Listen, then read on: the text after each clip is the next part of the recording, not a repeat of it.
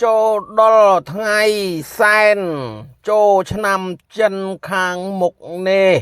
មេធិមទឹកដូងនឹងមានអាំងប៉ាវជូនខ្លួនឯងបន្តនៅក្នុងថ្ងៃដើមសប្តាហ៍នេះមេធិមទឹកដូងបានចំណាយលុយអស់ចំនួន 15,000 រៀលទៅទិញអន្ទង់ស្រែ2ក្បាលនិងខ្ញីគ្រឿងផ្សំខ្ញីនិងទឹកត្រីស្ករសបែកចែងបារ៉ូឌីអន្ទង់2ក្បាលតាំងខ្ញីអស់ 15,000 រៀលត្រឡប់មកដល់ផ្ទះវិញ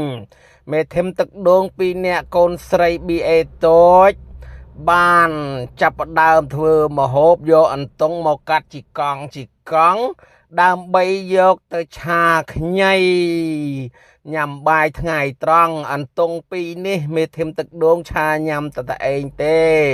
ចំណែកកូនស្រី BA 2នាក់មេធិមថ្ងៃនេះគាត់មានមុខម្ហូបថ្មីពិសេសគាត់អត់ចូលចិត្តញ៉ាំអន្ទង់ទេគាត់មិនចេះញ៉ាំទេអញ្ចឹងត្រូវម៉េច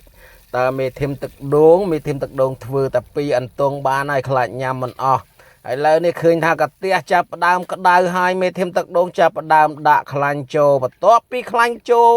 ក្តៅហើយមេធិមទឹកដូងចាប់ផ្ដើមចាក់ខ្ទឹមសដើម្បីបន្លិញវាកូរចុះកូរឡើងឲ្យឈ្ងុយបន្ទាប់ពីឈ្ងុយឈ្ងប់ហើយនេះបងប្អូនគឺជាខ្ញីបាទបងប្អូនមិនមែនបល័យណាឆាខ្ញីជាមួយអន្ទង់បាទ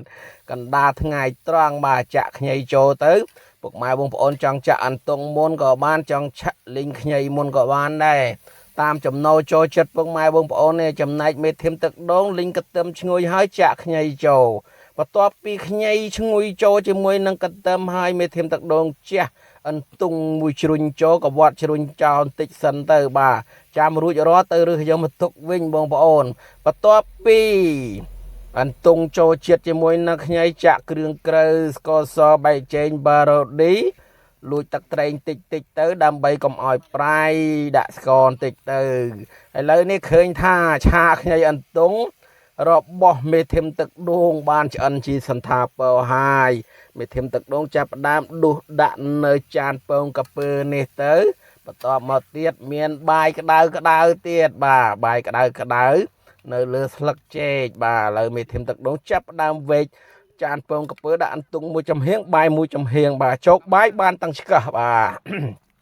អាហ្នឹងដូចគេថាព្រួយមួយបានបាញ់បានសัตว์ពីរយ៉ាងណាឥឡូវមេធិមទឹកដូងចាប់ផ្ដើមរត់បាទ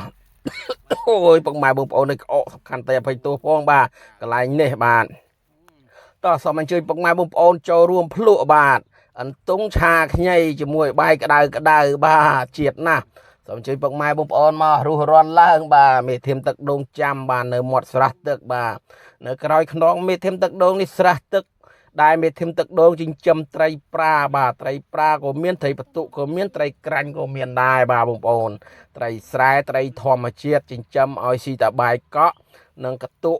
ទេបាទដើមចេកយ៉ាងតកួនឈាមទៅបាទយូរបានដាក់ម្ដងបាទឥឡូវទឹកចិត្តរិញហើយល្ងាចនេះមេធិមទឹកដូងរត់តទីយោបាទពីមុខផ្ទះយកមកដាក់ស្រះបាទដើម្បីឲ្យពេញដើម្បីកុំឲ្យវាគោកងាប់ត្រីវីដេអូមេធិមទឹកដូងមានតែប៉ុណ្្នឹងទេជូនពរបងប្អូនហេងសុខសប្បាយ